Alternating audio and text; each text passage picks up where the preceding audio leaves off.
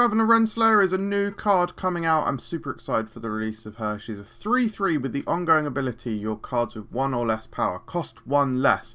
We're going to do a tier list. Here we go. Ravonna, get off the screen, get out of here. Go to your season. Right, so here we go. Kicking off with Angela. Angela, as you will see, I think is going to be absolutely great with Ravonna. There's several different styles of deck that you'll be able to build with Ravonna. The main archetypes that I've identified are Clog and that kind of style, which Angela feeds into really well. On reveal, and then maybe like some other just good, just general Ravonna lists, and also like maybe a Mr. Negative list as well. So Angela is going to fit into basically all of these incredibly well, because you'll be able to do things like Green Goblin. I'm skipping all the way to Green Goblin. So just picture it now. You play Angela on turn 4, because you've played Ravonna on 3, right? And then on turn 4, you'll be able to play Angela for 1. You could play Green Goblin for 2. And then something crazy like, I mean, you could even do like, what, Forge and then like Psylocke or whatever, like if you had that particular build. So these are just going to be incredible. Like a 2-cost Green Goblin on turn 4 is actually S tier, to be honest. Angela possibly up there with her.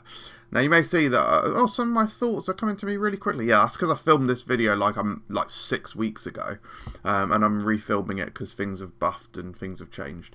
Right, anyway, Adam Warlock. I think Adam Warlock is always gonna feel kind of meh. I'm not 100. I could be wrong, and I want to be proven wrong.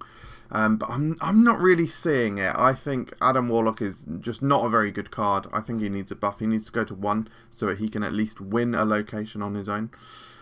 Morbius. Again, Morbius doesn't make sense to me with Ravonna. Because if you're playing Morbius, you're obviously some kind of discard deck. And I just don't see how Ravonna fits into that. Again, I could be wrong. Black Widow. To me, Black Widow always feels bad at 2 cost. I'm not sure I always get that much value out of her. However, in a Clog deck where you're already filling their location with Green Goblin and maybe Hobgoblin, which obviously we'll talk about later, then yeah, she starts to make a lot more sense. And at 1 energy, 1 power, obviously bad, but in the context of Clog, maybe you could play her on top of Angela. You may not want to, but if you're playing Green Goblin there anyway, it gets you at least the extra hit. 1 energy, I think she could be good. I'm not going to say she's going to be great, but I think she could be at the very least good. Especially at that late stage in the game as well. You're shutting them down a bit more. They have to commit that more valuable board space by that time. So yeah, maybe it works. Psylocke, I'm not sure about Psylocke. She's 1 energy. She's basically moving the 1 energy that you pay from her for this turn until the next turn. So it might work. It might, but I'm not really sure. I'm just going to go with fine for now. Bucky doesn't make a huge amount of sense to me. We do have other destroy cards here. Like we've got Arnim Zola, we've got Null, which we'll be talking about shortly.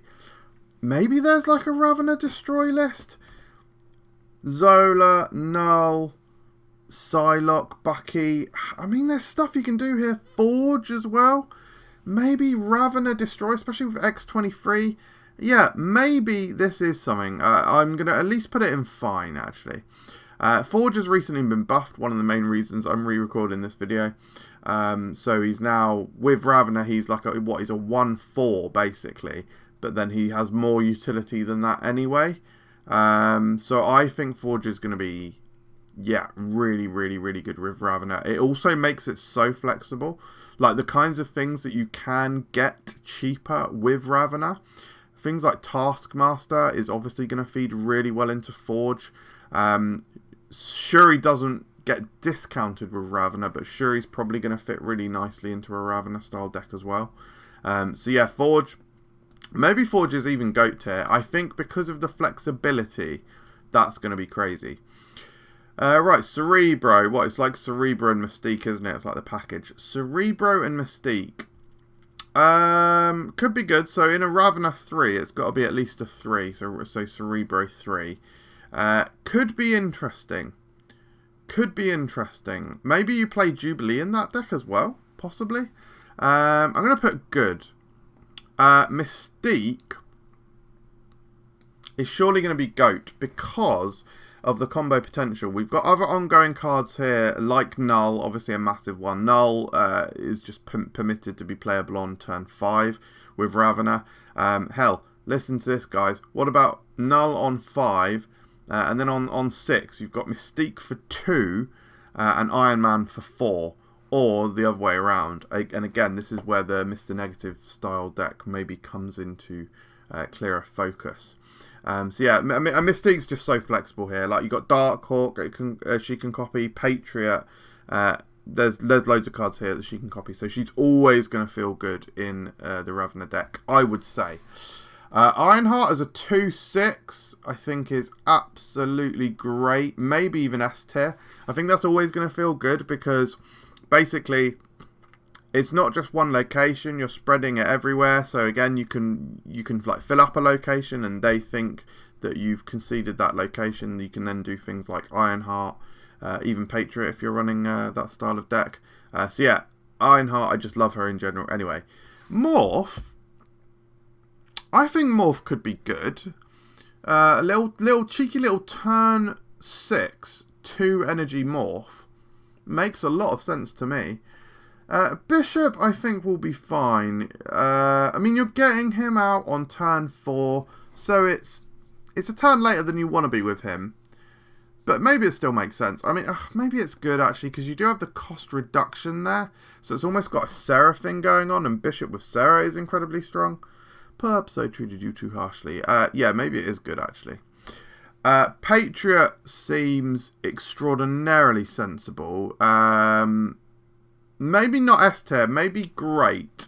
The Patriot Ravonna list has potential. You know, you've got Patriot, Mystique, probably Forge, Ravonna, White Tiger, maybe Zola, maybe Jubilee. All of these things, they do make sense in some kind of Patriot list where you're running like, obviously you've got the Forge there, so you're going to want to be playing Brood, Sinister, Absorbing Man. So there's a lot of stuff that makes sense. I mean, yeah, it all just makes sense.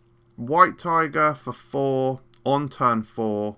On turn 5 you could do, wow, you could do Absorbing Man, and then what's the best thing next? Don't know, actually.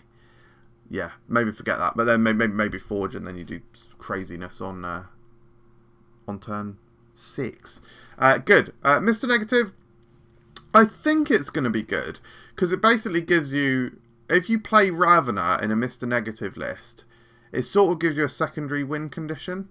It makes the backup of not drawing Mr. Negative a bit more reliable, maybe.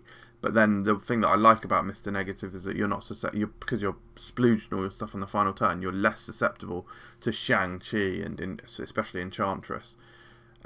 Maybe it'll be fine. Maybe it'll be one of the weaker ones. Dracula, I think, along with Morbius, doesn't make sense to me. I don't think that's going to work. Darkhawk,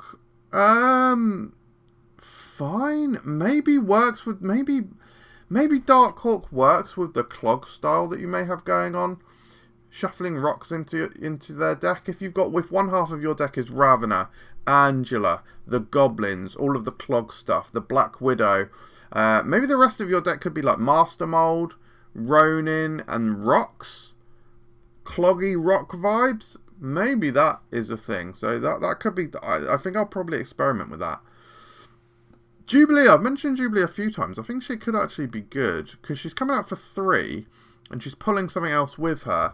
So it could be interesting, and especially if you're playing like almost what I would call, I guess, a more traditional Ravonna deck with things like that we haven't spoken about yet, like Iron Man and White Tiger. If you have these really big, powerful cards with Jubilee and you can get multiple of them out on the final turn, I think that makes a lot of sense. So yeah, I like that. I like her a lot, actually. Do you know what? Maybe she's great. She might actually be great in this. Hobgoblin, I think, is GOAT. A 4 energy -8, that blocks one of their lanes. Unless they're playing Destroy. that is an absolute nightmare. I think Hobgoblin's one of the best cards with her. Kang, Alexander Kochia is the only person who has convinced me of Kang. Otherwise, I think it's absolutely garbage. Alex's use of her is basically in the Limbo She-Hulk Infinite deck to basically enable you... I just bit my tongue. Enable you to snap with confidence, because you can go into turn 5 playing Kang when they'd usually be getting rid of Limbo or whatever. Or no, I'm completely wrong anyway. Turn 6, you play on turn 6 when they're snapping and them getting rid of Limbo. Gives you that insurance. You can then see if they're going to get rid of Limbo. And if they don't, you snap back and you absolutely smash them with the Infinite She-Hulk. Other than that, she's meh. Sorry, he's meh. Misgendered. Sorry. Yeah, other than that, he's meh. And along with Ravonna, yeah, again, just doesn't make sense to me. Iron Man feels goated at 4 energy. Even if just not 4 energy, just the final turn surprise of Iron Man coming down, I think is going to be incredible. Also, with Ravonna, right, it allows the final turn play of Iron Man Mystique, which is always outrageous. White Tiger, I think, is going to be great. Getting her down a turn early, yeah, strong. Fits into both like an on-reveal style Ravonna deck, fits into a Patriot style deck, fits into a negative style deck. So yeah, really good utility with Ravonna. Taskmaster, I'm going to move him up from where I had him in my previous version of this tier list. With Forge, I'm just so intrigued by this. Forge becomes 1 energy, Taskmaster becomes 4. It allows you to do so much. What could a final turn surprise be to win a lane? Forge. Wait, hang on, it's 4-5. Actually, see it, yeah. What am I doing? I'm chatting shit, actually. Yeah, I'm chatting shit. That's interesting. What about Forge Morph? Nah, I'm just chatting shit. Actually, maybe it's not as good as I think. But I do still think you don't have to do it on the final turn, do you? You can do Forge. Could you do Forge Nimrod on? Can you do it on 5? No. I don't know what I'm talking about. Maybe it's only good. Wolfsbane is just generally powerful. I think will be good.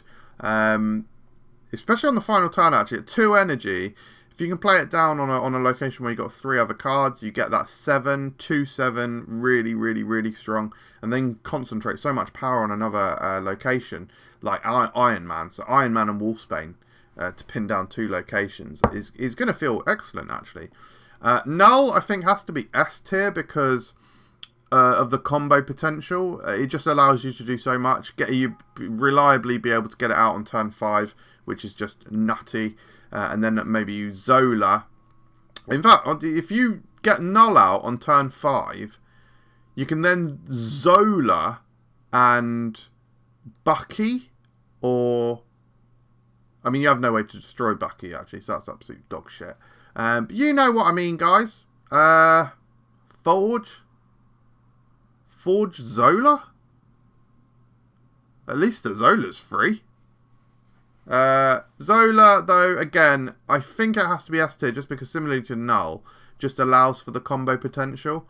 Being able to get out the Zola on 5 can be really surprising. I mean, maybe you are playing a full-blown destroy deck.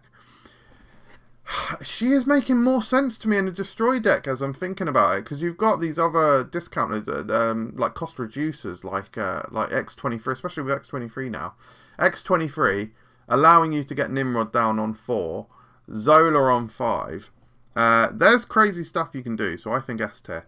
So this is what we've got. As I say, guys, I think my most exciting deck throw is definitely Clog. If you pull her, and you've got these goblins and Black Widow and all this stuff, I think it's going to feel so good, so disruptive. So, yeah, thank you very much for watching. I hope you enjoyed this video. I'll see you next time. Bye.